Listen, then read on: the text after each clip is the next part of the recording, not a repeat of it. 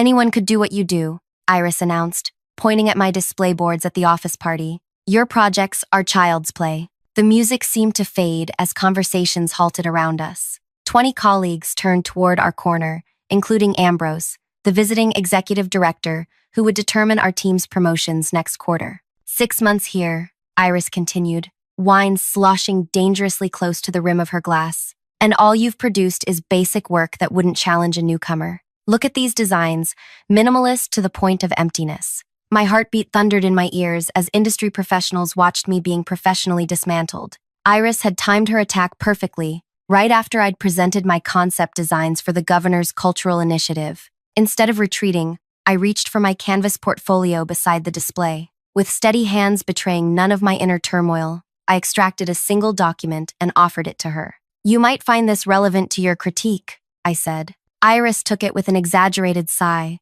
clearly expecting some inconsequential certificate. I watched her eyes scan the page, then widen. The smugness evaporated from her expression. This can't be, she whispered, voice suddenly thin. Ambrose, noticing the shift in her demeanor, approached our display. May I? He asked, extending his hand for the document. As he read, his expression transformed from polite interest to genuine astonishment. You apprenticed with Lawrence? For 3 consecutive years? In his private studio? The room grew so quiet I could hear ice melting in abandoned drinks. Lawrence, the visionary whose principles had redefined our entire industry, whose waitlist for mentorship spanned decades. Yes, I said simply. That revelation marked only the beginning of a complex professional chess game that would unfold over the coming months. One where appearances, assumptions, and artistic philosophy would collide in ways no one at that party could have anticipated. I had deliberately joined this team without revealing my background.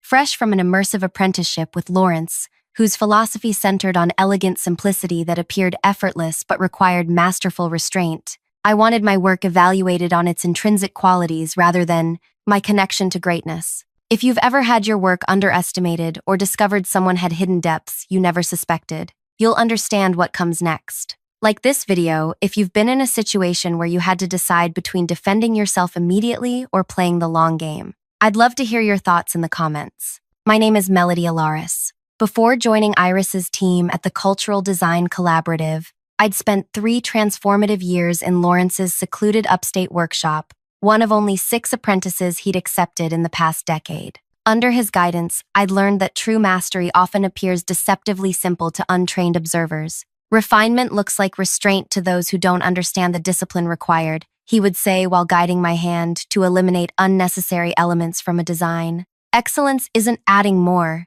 it's knowing precisely what to remove. This philosophy shaped everything I created. Clean lines, purposeful negative space, intuitive functionality that seemed obvious only after someone with vision revealed it. My work appeared straightforward because I'd eliminated everything that didn't serve the core purpose. Iris represented the opposite approach. She had arrived 8 months before me, trailing degrees from prestigious design programs and a portfolio bursting with complex concepts. Her presentations dazzled with layers of symbolism and elaborate justifications. She commanded attention in meetings by making straightforward problems sound impossibly intricate, then offering complicated solutions that initially impressed leadership but often created implementation challenges down the line.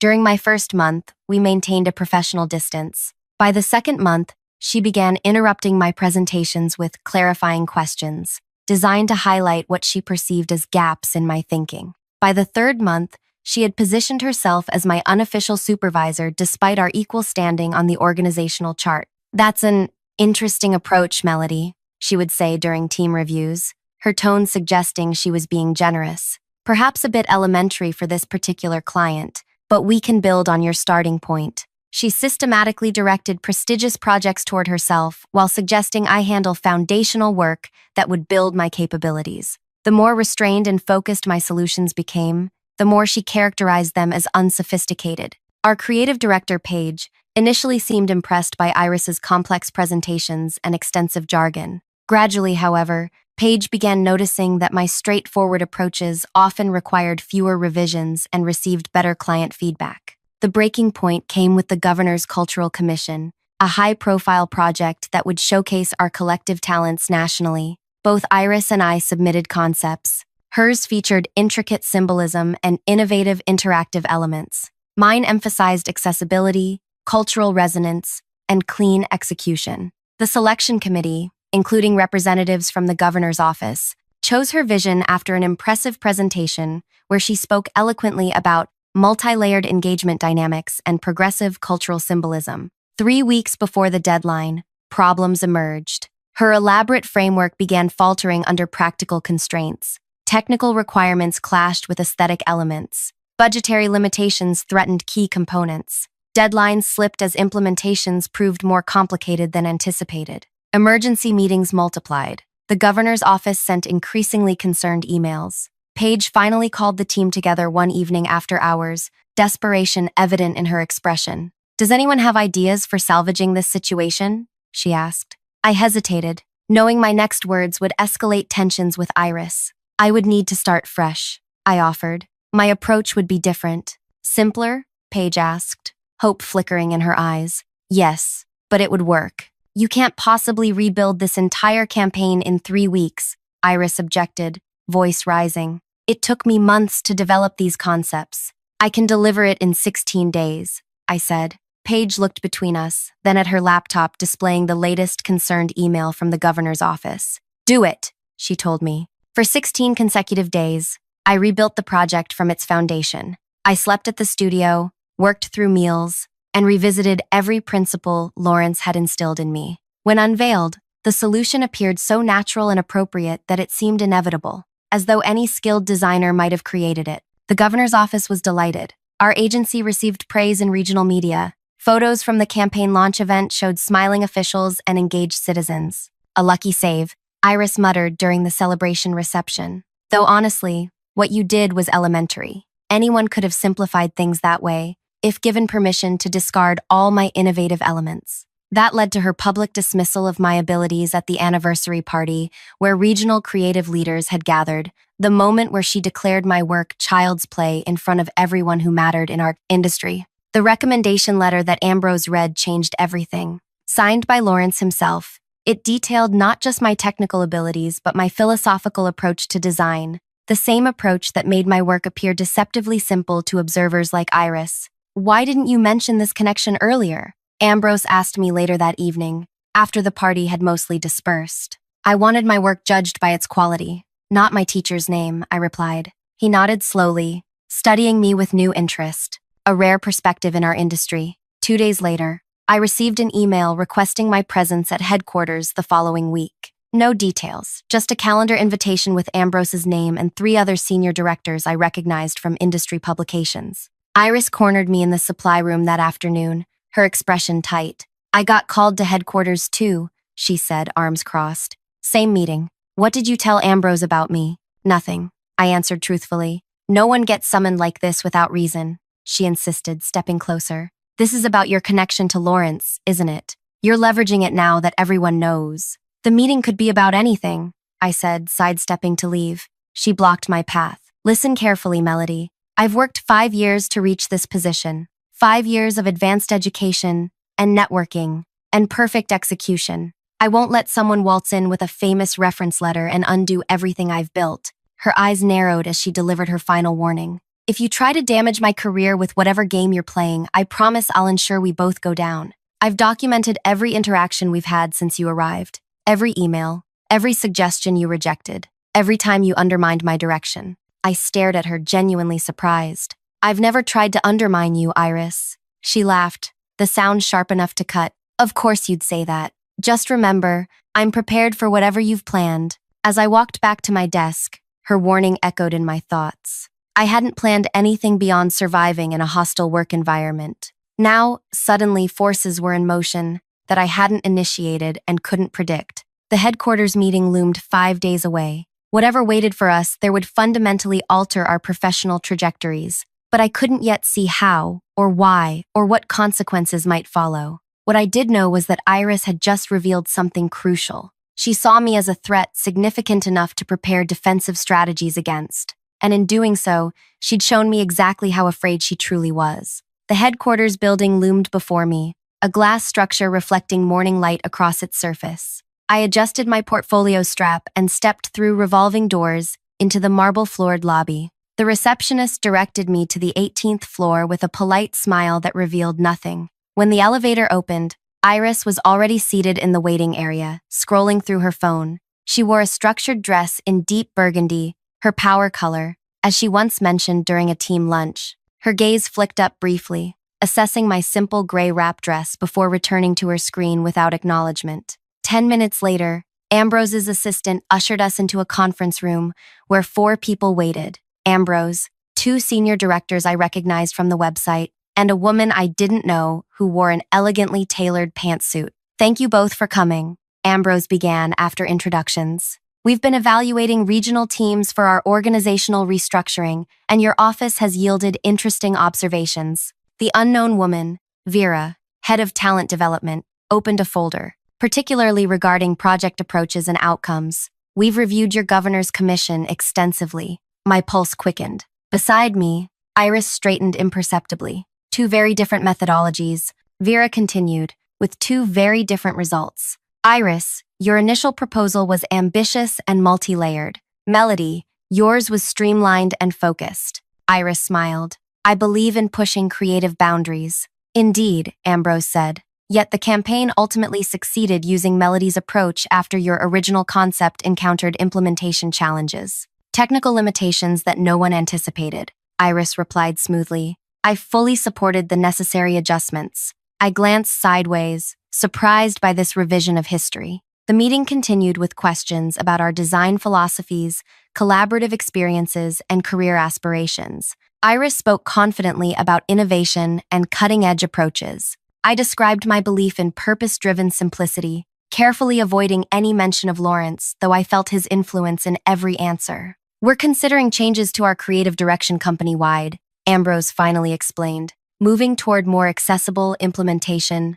friendly approaches without sacrificing impact." Iris nodded enthusiastically. "Exactly what I've been advocating. My latest projects demonstrate how complexity can be made accessible through proper scaffolding." Vera's expression remained neutral. "We'll be making organizational adjustments to support this shift. Some teams will be consolidated. New leadership opportunities will emerge." As the meeting concluded, Ambrose shook our hands. "You'll receive formal communication next week. Until then, continue your current projects." In the elevator descending to the lobby, Iris broke our silence. "They're creating a new division," she said. "Did you catch the language? New leadership opportunities? That's corporate speak for restructuring." I pressed the lobby button. "Possibly." "Oh, don't play naive," she said, irritation slipping through her composed facade. "This is about the governor's project and your connection to Lawrence. They're creating something around his methodology, and they're considering both of us to lead it." The elevator doors opened to the lobby. Iris stepped out,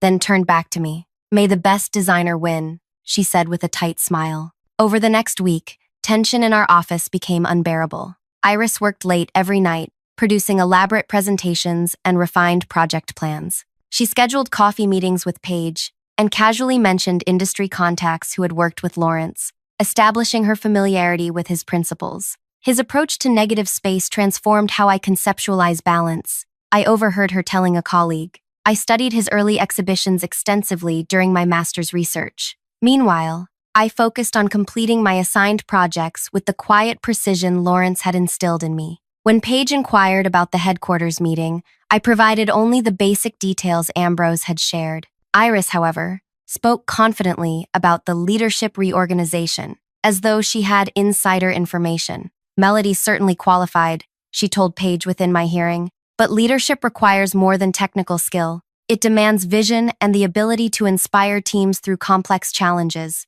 7 days after our headquarters visit, the emails arrived simultaneously. Mine came from Vera, requesting another meeting, this time alone. Iris received a similar message from Ambrose. "Separate meetings," she noted, stopping by my desk. "Interesting strategy." When I arrived at headquarters 2 days later, Vera welcomed me into her office rather than a conference room. The space was simply arranged, functional furniture, minimal decoration, and large windows overlooking the city. "Your work history fascinates me," she began after I declined coffee. 3 years with Lawrence, yet you didn't leverage that connection when joining us." "I wanted to prove myself independently," I explained. "Even when Iris began undermining you?" I hesitated, surprised by her directness. "Office dynamics are complicated." "They are," she agreed, which makes your restraint all the more interesting. Most people in your position would have played that card immediately. She studied me, then continued. We're creating a new division, focused on accessible design excellence. The principles Lawrence championed, but applied across all our services. Ambrose believes you would be ideal to develop this division. My breath caught. That's a significant opportunity. It is, and not without challenges.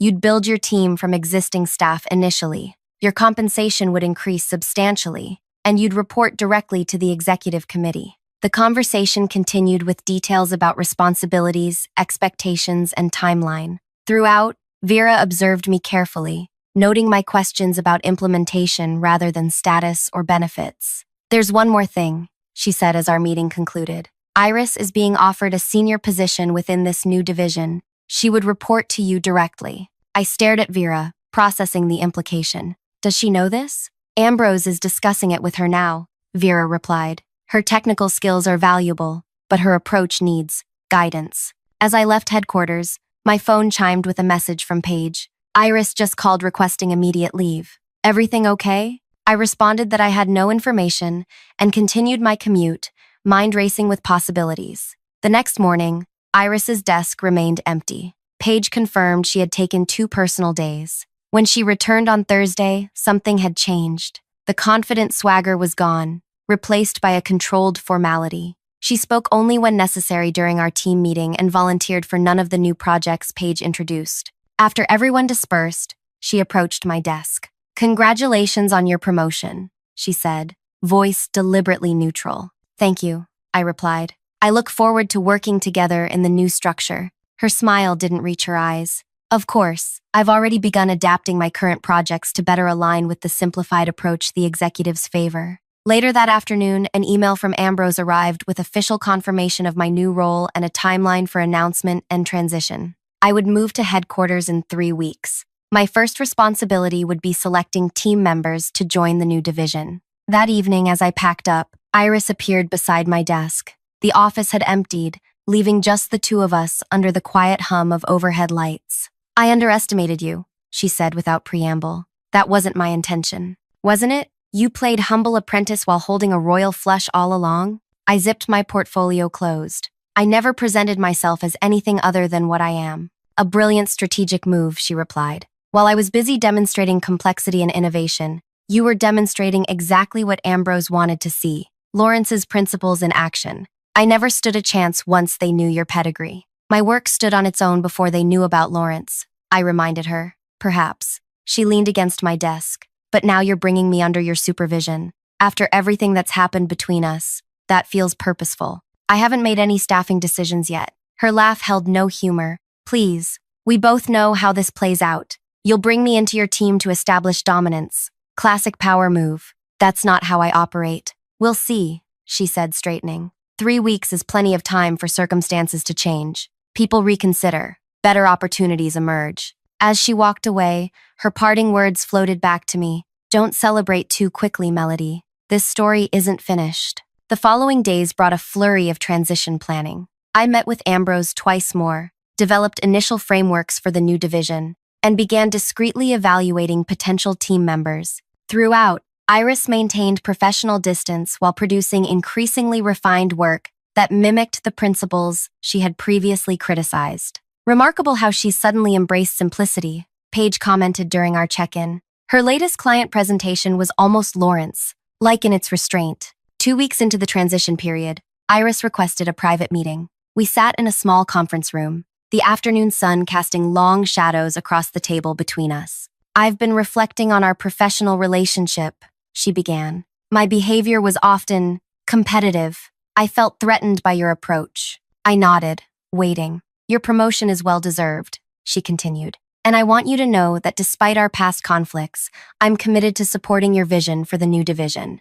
The sincerity in her voice seemed genuine. For the first time since joining the team, I saw vulnerability beneath her polished exterior. I appreciate that, Iris. I hope you'll consider bringing me into your team, she said. I can offer valuable perspective, and I've spent the past 2 weeks studying Lawrence's methodology more deeply. His philosophy is more nuanced than I initially recognized. As our meeting ended, she offered her hand. No hard feelings? I shook it, noting the perfect firmness of her grip. None. That night, I received an unexpected call from Lawrence himself, the first since my apprenticeship ended. Melody, his familiar voice resonated through the phone. I hear you're making waves. News travels fast, I replied, smiling. Ambrose and I go back decades. He called after your party revelation. Seems my letter proved useful after all. Ambrose and I go back decades. We spoke briefly about my promotion and the new division. Then his tone shifted. A colleague mentioned meeting your coworker Iris at an industry event last night.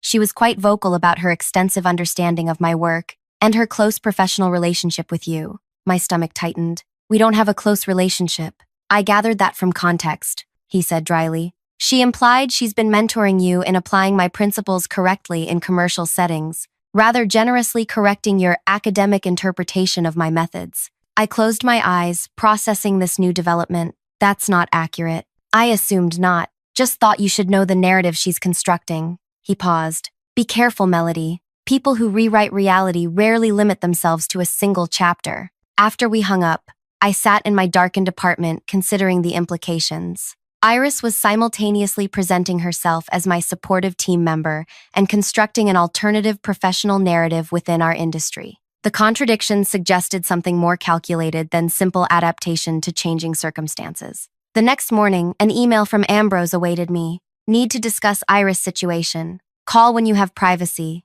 I found a private conference room and called Ambrose immediately. His normally measured voice sounded tense. Melody, we have a situation. Iris has been meeting with board members and industry contacts, positioning herself as your longtime mentor. My fingers tightened around the phone. She's claiming she mentored me? More specifically, that she's been guiding your application of Lawrence's principles. She's suggesting your success with the governor's project came from her behind-the-scenes direction. The boldness of her lie left me momentarily speechless. There's more, Ambrose continued. She's submitted a detailed proposal for the new division that several board members found impressive. It incorporates elements of your approach but frames them within her advanced methodology system. That's not possible, I said. She's only had access to my completed work, not my process documentation. Nevertheless, she's created something compelling enough that it's raised questions about leadership for the division. The board wants to meet with both of you next Tuesday. After ending the call, I sat motionless,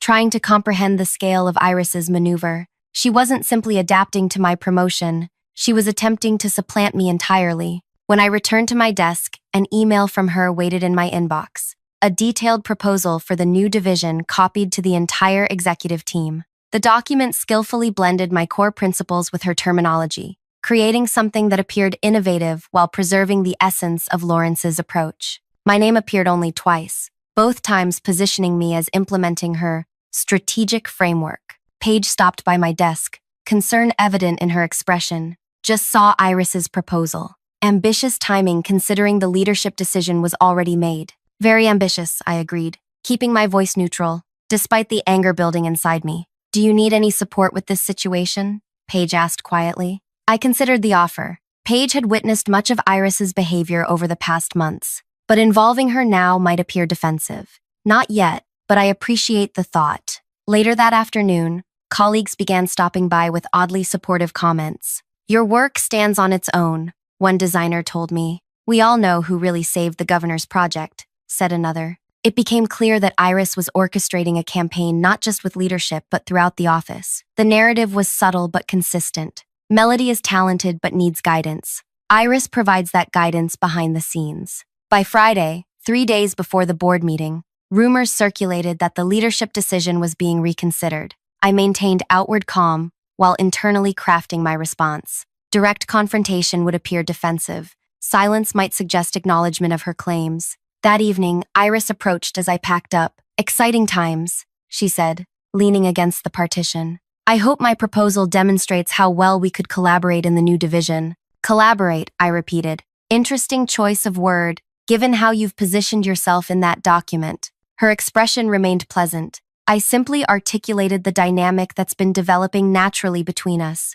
Your technical skills implementing my strategic direction. That's not what happened with the governor's project, isn't it? Who created the original vision? Who established the conceptual framework you ultimately simplified? She shrugged. The board seems to appreciate my perspective on our complementary roles. As she walked away, she added, By the way, I had dinner with Sophia from the Creative Council last night. She's very interested in our new approach. Mentioned she knows Lawrence personally. The implied threat was clear. Her networking campaign extended beyond our company to influential industry figures. I spent the weekend reviewing every project since joining the team, gathering documentation of my contributions and Iris's actual involvement. Sunday evening, I called Lawrence for advice. "You're approaching this as a design problem," he said after listening. "Logical, evidence-based. But this is human psychology, not rational argument." "What would you do?" I asked. "Create a situation where she reveals herself. The best defense isn't defending, it's creating circumstances where the truth becomes self-evident." Monday morning, I requested a private meeting with Iris before the board presentation. She arrived looking confident in an impeccably tailored suit. "I've been reflecting on your proposal," I began. "You've created a compelling vision." Surprise flickered across her face. "I'm glad you recognize that. In fact, I'm considering withdrawing from consideration for the leadership position." Now her surprise was unmistakable. "Really? That's unexpected." I nodded. "Your industry connections are valuable assets I can't match. And your ability to communicate complex ideas to leadership is impressive." "Well, yes," she agreed, barely concealing her pleasure. "Those relationships take years to develop. I've drafted an email to Ambrose suggesting a co-leadership model with you as the primary director and me in a supporting role. I'd like your input before sending it." Her eyes widened slightly as I handed her my tablet displaying the draft. She read quickly, a smile spreading across her face. "This is very gracious of you, Melody. I think this arrangement would serve the division well." She returned the tablet. "I fully support this direction." "I thought you might," I said. "I'll refine it tonight and send it before our presentation tomorrow." As she left the conference room, her steps were lighter, shoulders relaxed, the posture of someone who believes they've won. That evening, I emailed Ambrose requesting materials for the presentation and specifically mentioned needing the boardroom projection system tested before our meeting. His assistant confirmed everything would be ready. The following morning, I arrived at headquarters an hour early. The boardroom was empty, except for the technical staff ensuring the presentation system functioned properly. I thanked them and spent 45 minutes carefully arranging my materials. By 9:30, the room had filled with board members, executive directors, and several department heads. Iris entered last, nodding confidently to several board members who greeted her by name.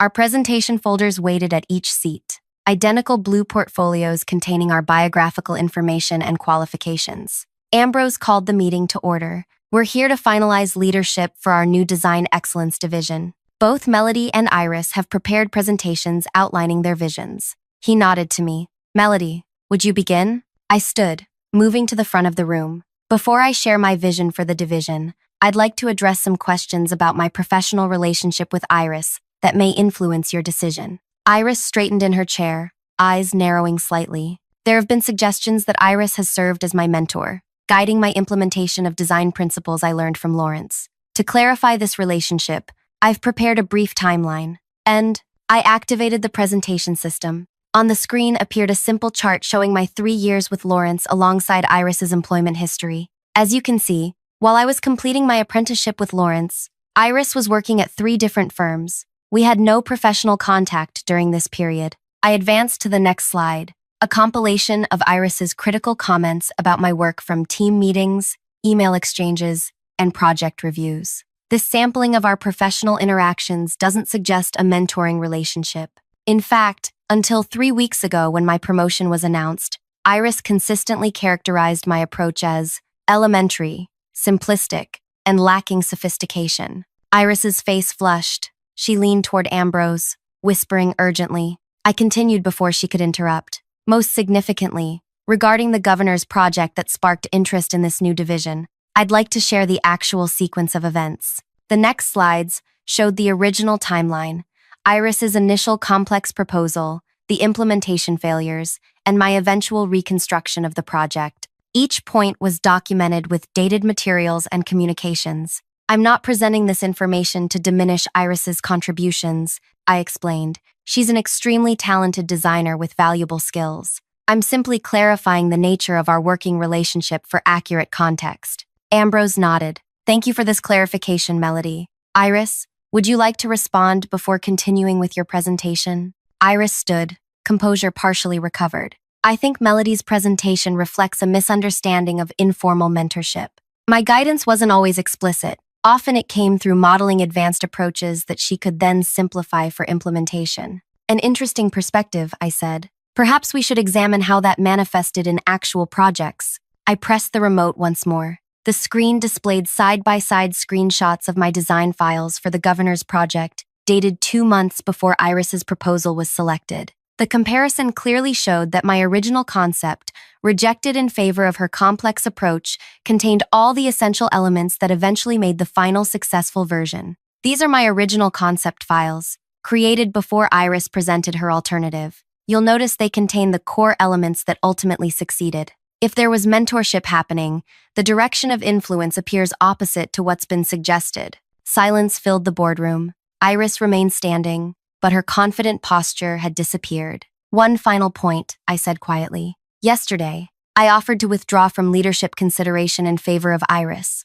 Her response to this offer reveals her actual perception of our professional relationship. I played the recording from our private meeting, captured by the tablet I'd handed her with the email draft. Her voice filled the room, accepting my gracious withdrawal and agreeing that she should be primary director. If Iris truly believed she'd been mentoring me all along, why would she accept my withdrawal, rather than suggesting we continue that successful dynamic? I asked. The answer is simple. Until 3 weeks ago, when my connection to Lawrence became known, she consistently undermined my approach and dismissed my contributions. I turned to face the board directly. I'm not interested in personal conflict. I want to build a division that delivers exceptional work based on principles I've spent years mastering. If that aligns with your vision, I'm prepared to lead that effort. If not, I'll happily contribute in whatever capacity serves the organization best. Returning to my seat, I noticed Iris's expression, a mixture of shock, anger,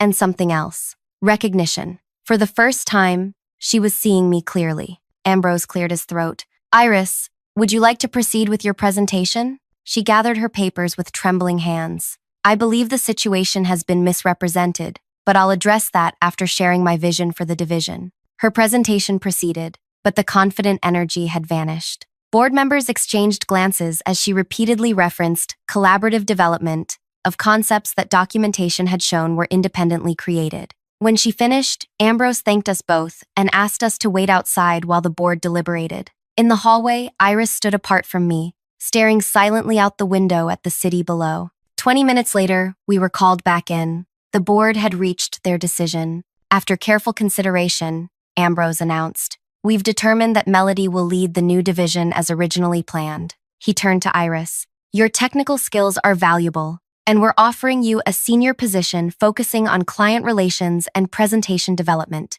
areas where your strengths clearly lie." Her jaw tightened, reporting to Melody. "Yes, we believe this structure best serves our organizational goals." As the meeting concluded, board members approached to congratulate me. Through the crowd, I saw Iris slip out the door without speaking to anyone. The following week, she declined the senior position and accepted an offer from a competing firm. Before leaving, she emptied her desk after hours, avoiding goodbyes. The only acknowledgement of our final chapter was a small white envelope left on my keyboard. Inside was a single card containing 5 handwritten words. "Well played. I underestimated you." 6 months later, my design excellence division had exceeded all performance projections. Our approach, focused on elegant simplicity and purposeful restraint, attracted prestigious clients who valued substance over flashy complexity. Occasionally, I see Iris's work featured in industry publications. Her designs have evolved,